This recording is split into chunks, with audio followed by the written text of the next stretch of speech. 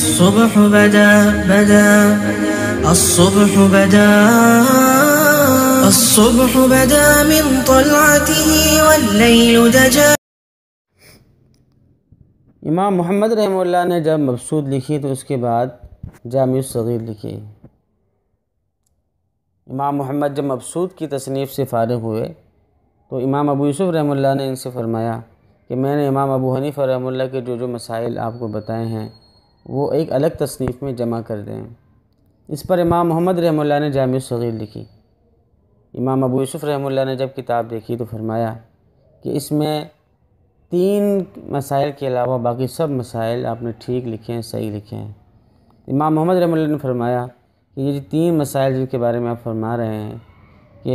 اس کے بارے میں امام محمد نے فرمایا کہ انا ما اخطأت ولکنک نسیت الروایا، کہ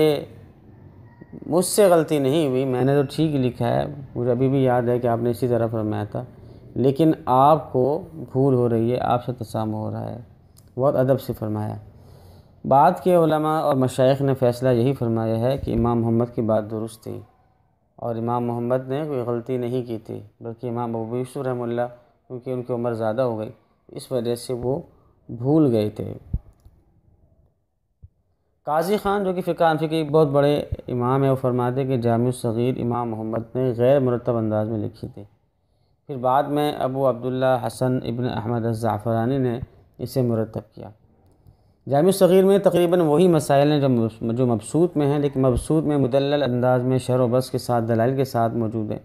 تو جامع الصغیر میں دلائل نہیں ہیں، اس میں صرف خلاصہ ہے، اور آج کل یہ ایک جلد میں ملتی ہے اور ہمارے ہاں بھی یہ الحمدللہ یہ کتاب موجود ہے۔ اس کتاب میں امام ابو یوسف رحمہ اللہ کے لیے ان کی کنیت کی جگہ نام استعمال کیا گیا، یعنی یہ نہیں کہا گیا قال ابو یوسف، بلکہ فرمایا گیا قال یعقوب۔ اس کی وجہ یہ بتائی جاتی ہے کہ خود امام ابو یوسف رحمہ اللہ نے امام محمد کو یہ تلقین کر رکھی تھی کہ کیونکہ تم اس کتاب میں میرا بھی قول لکھو گے اور میرے استاد امام ابو حنیفہ رحمہ اللہ کے بھی قول لکھو گے، تو امام ابو حنیفہ کیونکہ ہم دونوں کے استاد ہیں، اس لیے تقابل کرتے ہوئے آپ امام ابو حنیفہ رحمہ اللہ کی تو کنیت ذکر کیجیے گا، لیکن میری کنیت ذکر نہیں کیجیے گا، بلکہ میرا نام ذکر کیجیے گا، تاکہ فرق ہو جائے کہ استاد کون ہے اور شاگرد کون ہے۔ یہ ان حضرات کا ادب تھا، اللہ تعالیٰ نے اسی ادب کی وجہ سے، احترام کی وجہ سے ان کو یہ مقام عطا فرمایا۔